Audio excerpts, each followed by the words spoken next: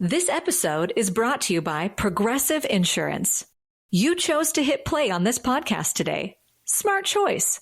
Make another smart choice with Auto Quote Explorer to compare rates from multiple car insurance companies all at once. Try it at progressive.com. Progressive Casualty Insurance Company and Affiliates. Not available in all states or situations. Prices vary based on how you buy. Welcome to the No Guilt Mom podcast. I'm your host, JoAnn Crone. Hello to all my Lolas out there, and a very Merry Christmas if you are listening to this on the day that I release it. I thought that this episode was going to be so important to publish on Christmas because it was Christmas Day 6 years ago where I had what I like to call my Christmas breakdown. I was crying on the couch. I felt so unappreciated, so taken for granted as a mom by both my kids and my husband that I knew things needed to change. And I wanted to make sure they changed right then. And so this episode is going to give you some different ways to think about what you may be experiencing this Christmas, kind of like what I was experiencing 6 years ago. And I want to give you these reframes to help you take action, that your next holiday season is joyous and you're not stressed out of your mind and you feel appreciated and loved by your entire family because you have taken the action to make it that way. They don't need to change at all, but I can tell you that as a result of some of the things that you do, they are going to change. So that's what's coming up in this episode. Before we get into it, guys, I have to ask you such a big favor. Can you please leave a review of this podcast, either on Spotify or on Apple Podcasts, wherever you listen? When the reviews come on for podcasts, it tells that podcast player, hey, people like listening to this one, and they recommend it to other people. So if you could do that for No Guilt Moms podcast, I would so appreciate it. Okay, let's get into this. So the Christmas Day breakdown. That December, I felt like I was running around everywhere. I was doing all of the plans for holiday parties, including like the holiday parties my family went to and the holiday parties like we hosted ourselves.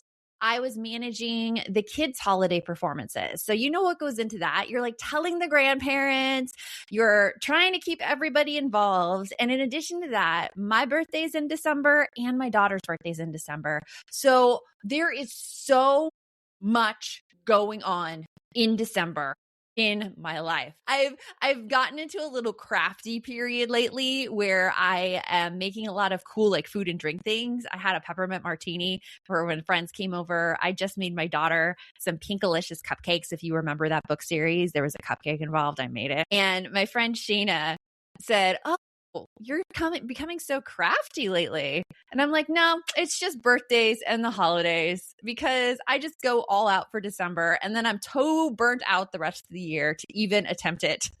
I feel like it's like that in December. This year, it's more creative though. I don't have as much stress on me as I have had the previous 4 to 5 months. And if you want to know about that stress, go listen to the episode right before this one. I tell you all about that stress in detail. But let's go back to that Christmas that like totally knocked me around because you probably feel the same way. You're handling all the logistics for everything and it's just like you want to explode. You feel like there's no time for you to rest. And even if you wanted to rest, you couldn't because you are way too revved up with everything that you need to do. Your to-do list is just never ending. And because of this, you probably feel alone. You probably feel unseen. And you probably feel just emptied out of everything. And I want to tell you, this is really common for moms during the Christmas season. I wish it wasn't. Like my mission in life is to make sure like moms start taking control of this so that we don't burn ourselves out, so that we don't like use our entire candle wick. And it was when I was this depleted, when I couldn't even hold it together in front of my family, I just bawled, like probably for a good 2 to 3 hours on Christmas Day, just thinking, oh my gosh, like I cannot do this holiday one more year. That's it. And that was the time everything changed in my house, where I actually approached my husband and I'm like, look, we need to find a way to even out these duties and even out this caretaking of the kids. Because even though you have a very, very time consuming career, I have a career as well. And I need to make sure that our time is created equal. That's something that Eve Rodsky in her book Fair Play really drove home for me. All time is created equal. My husband's time is not more important than my time. And that is the same for you. Your partner's time is not more important than your time. So sometimes you need a breaking point to figure out the solution. There are 2 times actually people change. The first instigator of change is when, like me, you just can't go on anymore. You're done with it, right? You realize that this is not a sustainable life for you and you need to make a change. The other reason people change is by choice. And I have to tell you, not many of us moms change by choice. In fact, a lot of moms who come here to No Guilt Mom, they tell me that they're changing because the relationship between them and maybe a particular child is just too much to keep going on in that dynamic. Like, you know that there's going to be repercussions down the line. You know that like this dynamic completely affects all your other children and it's your breaking point. What if you could change in little ways before you hit your breaking point? So this feeling that you're feeling right now on Christmas, maybe you have me in your AirPods and you're walking around your kitchen and you're pulling things out of the oven and you're getting things ready and you do feel a little stressed, but you're like, this is okay. I should be able to handle this stress. What if you made the decision right not to take on all of this stress anymore? What if you made the decision to listen to these reframes and start thinking about what you do during the holidays in a slightly different way? I swear it is going to make the entire holiday feel so much more joyful for you, because a lot of times we don't do things as moms because they need to be done by us. We do things because we think it's expected of us. We think that other people will be mad at us if we don't do it, or that we'll disappoint someone. Or it's a traditional mom role that we take on unknowingly. I mean, you've seen this dynamic of all of the men relaxing on the couch and all of the women in the kitchen just working the entire time. Maybe you have that dynamic in your own family. That is something that we unintentionally keep going forward with because we never take a step back to question it and see how things could change, right? So this Christmas, instead of asking the question, why don't they appreciate me? Why don't they notice all of the things I do? Because I got to tell you, I ask that question sometimes of myself a lot. I am going to offer you some reframes to take your power back, because there's only so much we can do by complaining about how unfair the dynamic is. And I have to tell you, it is not fair right now. That's how society's set up. But we can notice that it's not fair, and we can also take steps to rectify that issue in our own homes. And just think of the impact that we're going to have on our kids when they see their moms standing up in a leader position where the leader doesn't do everything by themselves. They do not. They delegate to those trusted around them. I have to call it back to Taylor Swift. If you guys are watching that Taylor Swift docuseries, Taylor Swift doesn't do everything on her Eras tour. She has people that she trusts around her to run the show. Now, maybe you're like, but JoAnn, there's no one I trust to do it like me. I want you to take a big hard look at that one, because that is going to be one of the things we definitely work on reframing. So I have reframes for you, and we're going to get into it right It's that time of year again. When you start arranging pumpkins on the stoop, try out a new cranberry sauce recipe, and plan out a tablescape that'll outdo last year's. In other words, it's when you break out all your DIY holiday skills. And now, ADT is making it easy to DIY your home security too. Their systems aren't just simple to set up, they also fit within your budget. So get excited for your next project, because your peace of mind just went DIY. Visit ADT.com or call 1-800-ADT-ASAP. When every second counts, count on ADT. I got a skylight frame for my family, and let me tell you, it is now one of my favorite things in our house. I loaded it with photos from our vacations and photos of when my kids were younger and doing silly things. And my husband adds to it as well with photos from his phone. So it's this huge collaborative effort. And walking by our skylight frame in my kitchen each morning, it always makes me smile. So imagine gifting that same feeling. You can preload a skylight frame with tons of your favorite photos so that when your loved one opens it, it's already filled with memories. It's personal, it's meaningful, and honestly, it's way better than another scented candle. And here's the best part. It's so easy to use. No app, no subscription, no tech stress.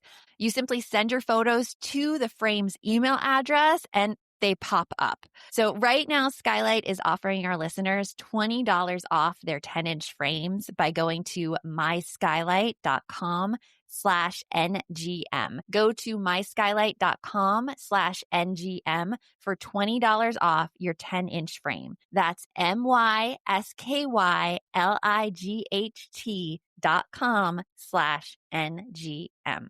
You know, the holidays are supposed to be joyful, but let's be honest, between travel, gifts, hosting family, and all the last-minute school events, it gets real chaotic. And somewhere in all that chaos, my budget used to completely disappear. But not this year, because I've got Monarch. Monarch is this amazing all-in-one personal finance tool. It was named the best budgeting app of 2025 by the Wall Street Journal. And once I started using it, I immediately saw how fast my holiday spending was adding up. I had no idea how close I was to blowing my budget already. Monarch connects everything: spending, savings, investments, even your home value in one clean, easy interface. So no spreadsheets, just real control. And right now, Monarch is offering 50% off your first year just for No Guilt Mom listeners. Don't let financial opportunity slip through the cracks. Use code NOGUILT at monarch.com in your browser for half off your first year. That's 50% off your first year at monarch.com with code NOGUILT right after this. Okay, so let's get into the first reframe. And by the way, what I mean at reframes is that we are thinking of a way we can look at things differently than the way we look at it right now. Reframing is so impactful. It is something that I, as a coach, help my clients do on a daily basis. It is the thing that's going to make the difference in your life. Because when you're able to look at a situation differently, you're able to think of different ideas and different actions you could take towards that situation. And when you do that, your whole life changes. You're no longer bogged down by the weight of other people's expectations or the weight of your expectations. You have the power. You have the control. That is what I want for you. Okay, so let's start on the first one. Ready? Here's the old thought. My family doesn't appreciate or respect me. Okay, give yourself a little check mark if you've ever thought that in your head. I've thought it. I've thought it so many times. I've thought it when I have put in so much work and I don't get anything but oh, thanks, Mom. And you're like, what?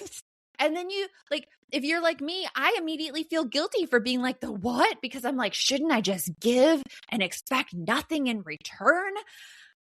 And I want to call BS on that one. Because I think that is something that we as women are taught to do, so that we keep doing everything and that we keep doing all the work. It's like a method of control, if you will. That frame of thinking would absolutely work. Oh, shouldn't I just give and expect nothing in return? If men were conditioned the same way. Because then we would both be giving like be giving and expecting nothing in return. And both sides are happy. But when men aren't conditioned the same way and we're giving everything we have, it just leads to us being a burnt out mess.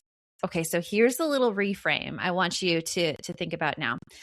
Instead of my family doesn't appreciate me, kind of twist it and think my family isn't aware of everything I'm doing. Okay, and I'm going to show you how that is going to change your action. So if you've heard of the phrase invisible labor, it is all those things that typically women do behind the scenes that nobody's aware of. It's like they see us take our sons to an eye doctor appointment, but what they don't see is calling the eye doctor's office to schedule that appointment, finding out that like our son doesn't want to go at that time because he has something that he's going to miss in school. Which is a fair point. And so you have to recall that doctor's office to get an additional time, which is then during the holiday break, a time that you thought you were going to be working. Guys, I'm not talking from experience, no. And you take the time to go and take them to the eye doctor's appointment right then.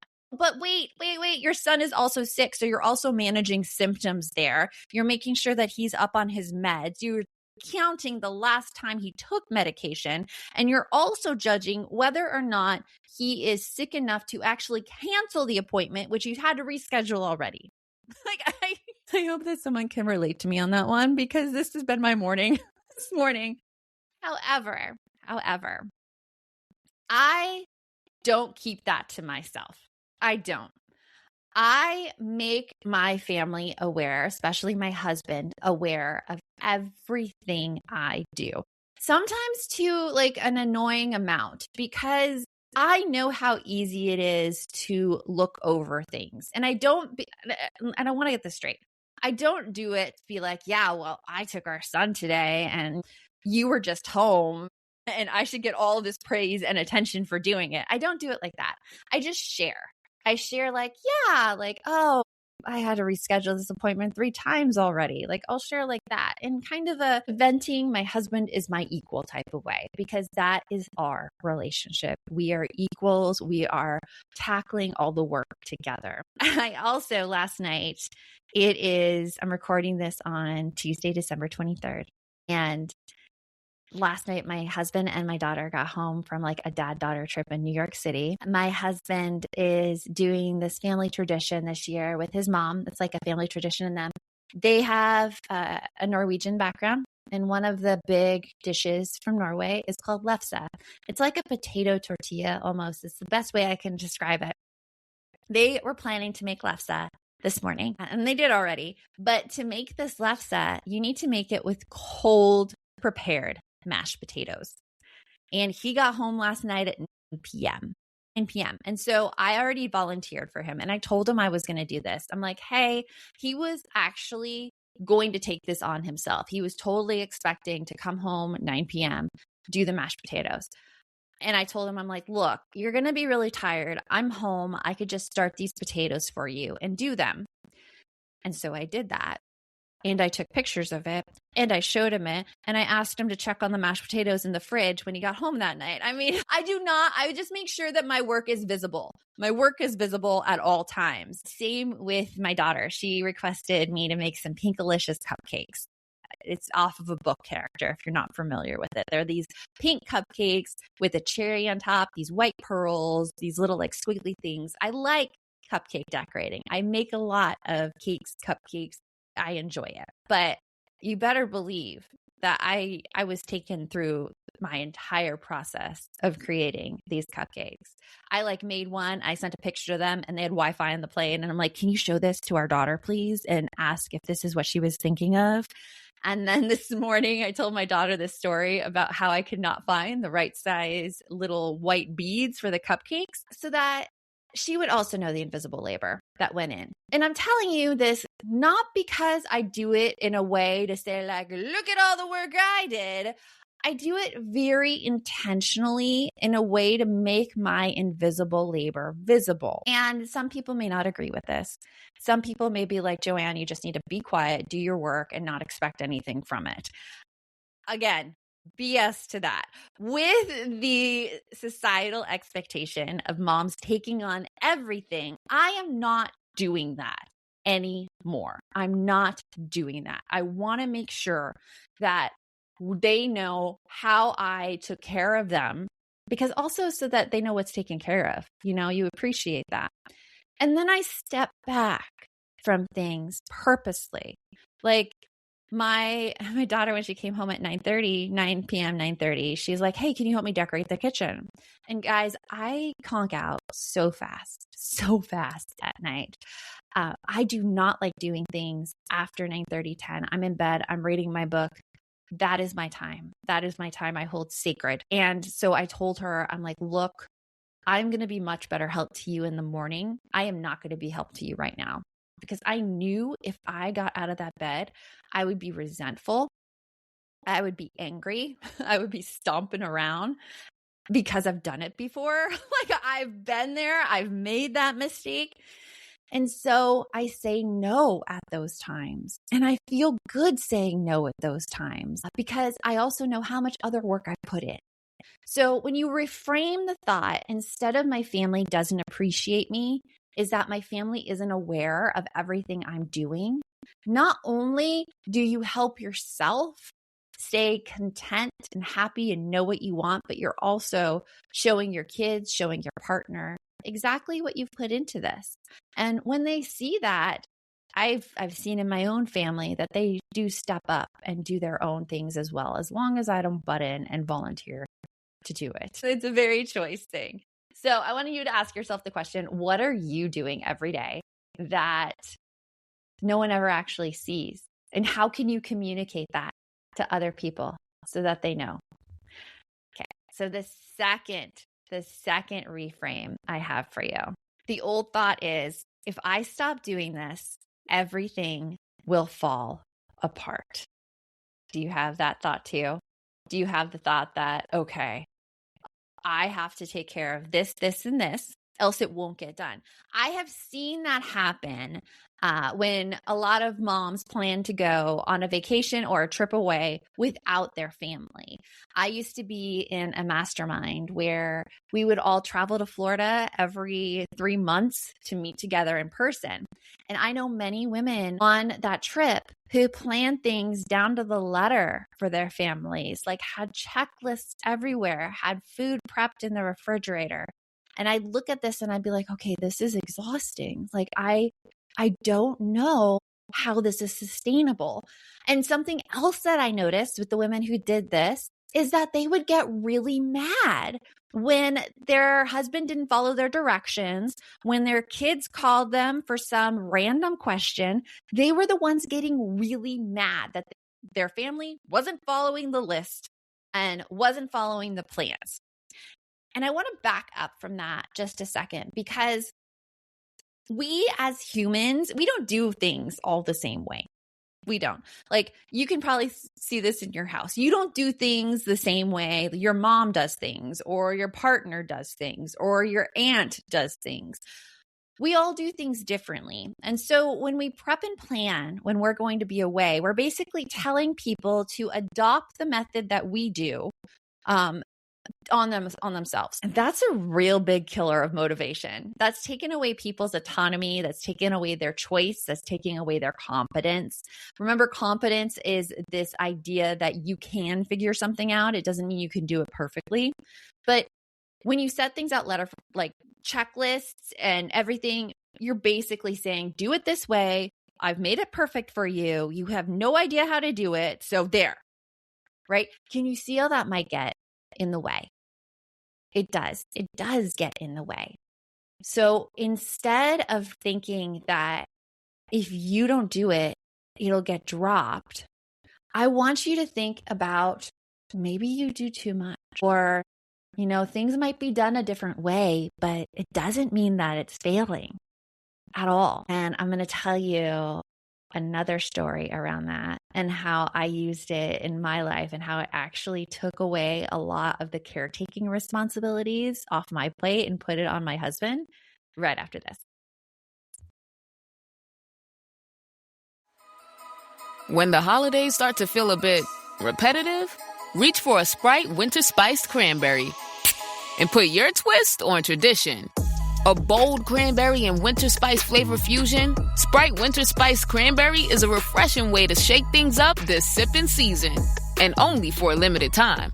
Sprite. Obey your thirst. Oh, Hilton stay, your beds are soft and cozy. No lumpy couch, no stiff futon, no shower line at crack of dawn. Oh, Hilton stay, our holiday you're saving. When you want holiday comfort you can count on, it matters where you stay. This season, enjoy spacious, comfortable rooms and friendly service when you book with Hilton instead. Hilton for the stay. I had that dream again. My small business needs to hire, but I don't use LinkedIn, and I hire wrong. So then I'm doing IT, and when I go to plug the servers in, they become sentient, and they won't let us access our network unless we forward their chain emails and memes to more and more and more people, and then I wake up. Don't let hiring nightmares ruin your dreams. LinkedIn Jobs' new AI assistant finds and invites best fit candidates to apply, so you can discover talent you may have missed. Post your job for free at linkedin.com/quality. Start hiring today with LinkedIn. Before the break, I was talking about doing too much, like doing all the things, especially during the holidays, all the things you take on, all the meal prep, everything. Maybe you did all the gift wrapping, all the things. And one big realization both me and my husband had was when I started going away, every 3 months because I was in the mastermind, how our kids reacted. And we noticed how much our kids relied on me for everything, because I was all the way in Florida and we live in Arizona, and I got a text message from one of my kids who said that they were in the bathroom, they were out of toilet paper, and they didn't know what to do. Guys, this was like a 10 or 11-year-old. And also, my husband was in the next room, like right next to them. First of all, the first thing I did was show everyone around me, and I'm like, what is going on? And the second thing I did is I told my kids, I'm like, ask Dad. He is right there. Go ask Dad.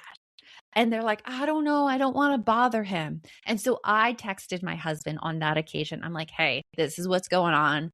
Can you handle it? And he's like, yeah, of course I could go handle it for sure. But when I came back from that trip, we really did realize how much the kids were coming to me for things because I was the one doing everything, and how little they were coming to him.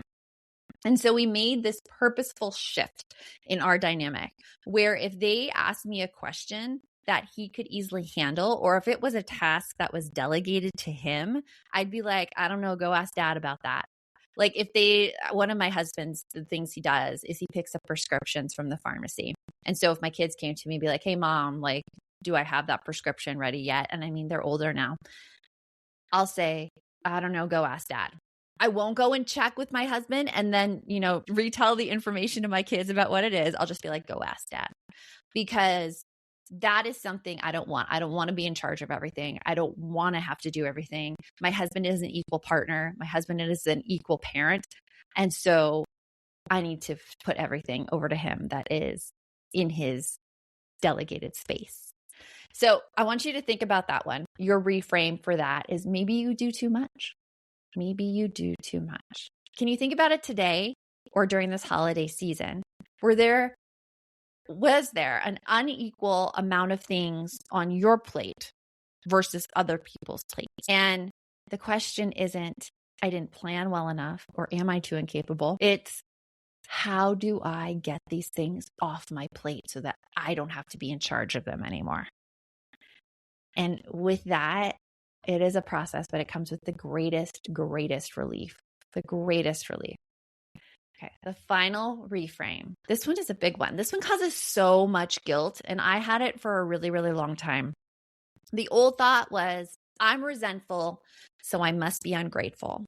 I'm not grateful for what we have. I'm not grateful for what my husband does for me. I'm not grateful for our house. I'm not grateful for our situation. I am just not grateful.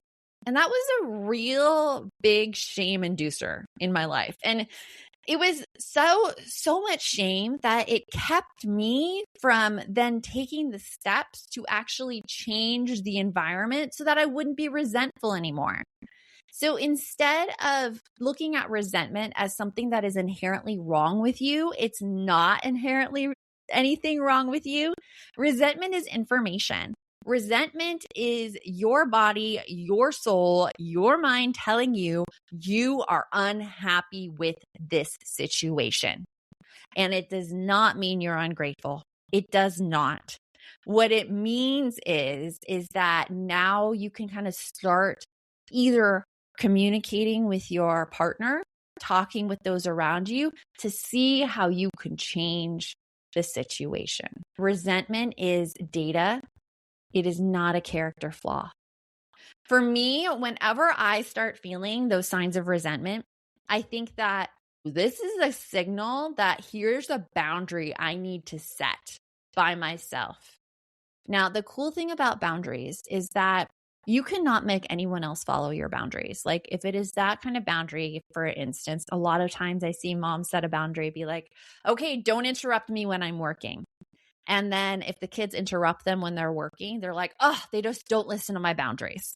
Okay, if this sounds familiar, don't worry about it. This is how I used to think too. No shame, no guilt in here. But a boundary is actually what you will do, not what somebody else will do. So looking at that and making that an actual boundary, it would be like, I'm going to lock the door so you can't come in and bother me. That's the boundary. If like when you come in and bother me during work time, that tells me I really need to move out of the house to work, like go to a coffee shop or something like that. Now, sometimes that's not an available option to you, so you really have to be creative. But my point is you cannot get in a creative problem-solving mode if you think the problem is with the other person and it's not something under your control.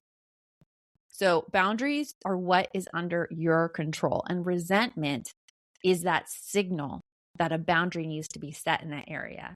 Now, my favorite example of this, I like to use it when my kids come and ask me to do something after 9:30, 10 p.m. at night. And I'm like, no, because I've been through that. I've been the one stomping through the halls, getting out of bed, throwing my covers off of me, going, I've been there. I felt that resentment. And I now notice it as something that I can control just by saying no. And I might disappoint people in the moment, but overall, they do respect it.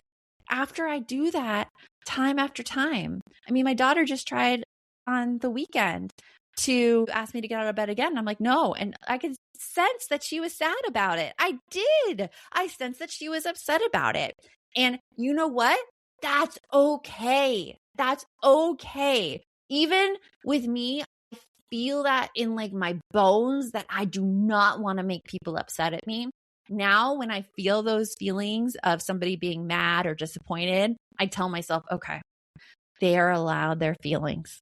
They're allowed their feelings. And I tell her, I love you, and I walk away because I have to go and handle myself then so that I don't react out of a reaction and not wanting people to be mad at me. But with resentment, you can kind of see it coming the more you practice it. So in terms of the holidays, I was wrapping all the presents on my own because my husband was with my daughter on that trip. And it came to my husband and my son's white elephant gifts. Like we do a white elephant gift exchange every Christmas Eve. And I looked at them and I could have easily wrapped those gifts for them. I really could have, but I didn't because I knew, first of all, it's their white elephant gift. They need to wrap it. They need to get it in there. Like they cannot count on me to do it for them. That is not the point of white elephant. The point of white elephant is not for mom to get everybody's white elephant gifts and wrap them and say they're from that person when they're not. So first of all, I was going to take that away from them if I did it. And second, I knew how resentful I would feel if I did that. I would just be like, I wrapped your white elephant gift. It went from this little thing of just telling people what I did to actually telling them and being like, well, you should thank me and da-da-da. And I know that when I cross the little resentment bridge, that's when I have to set a boundary and say no. So as I'm recording this Tuesday, December 23rd, neither of their white elephant gifts are wrapped. I'll tell them, I'll be like, hey, I didn't wrap your guys's yet. So, the wrapping paper's in there. That's all I'll say. And it'll get done. It'll get done by them. It is their gift. It is not my responsibility. And that's what I want you to think too. It is not your responsibility. It is not. Don't take responsibilities away from other people. We may think that we are doing the kind thing to do, but if it's gonna make you cross the resentment bridge, don't do it. Don't do it. Trust me on that one. See how your attitude changes when you decide not to cross the resentment bridge. Okay, I want to hear about this. I really, really do. So if you are listening to this today on Christmas, or maybe it's the day after Christmas or the week after Christmas, and you're like, okay, there might be some things I could change in how I do this holiday.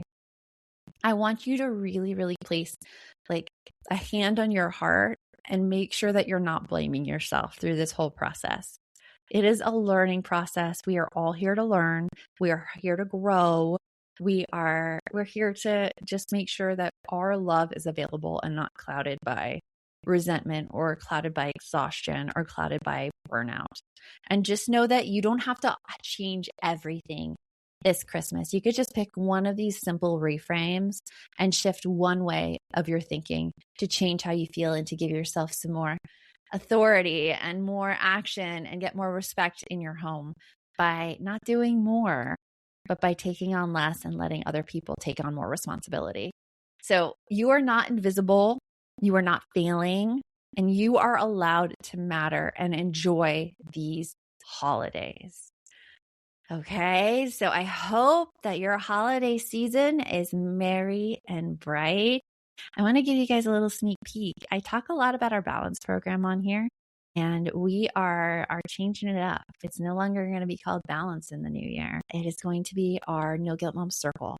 It's the place where you can go to get connected with other moms who are also on this journey of doing less and having less resentment and improving the relationships between themselves and their family members, as well as making sure none of those challenging behaviors that you're dealing with right now, maybe with your kids, maybe with your partner, are controlling your life.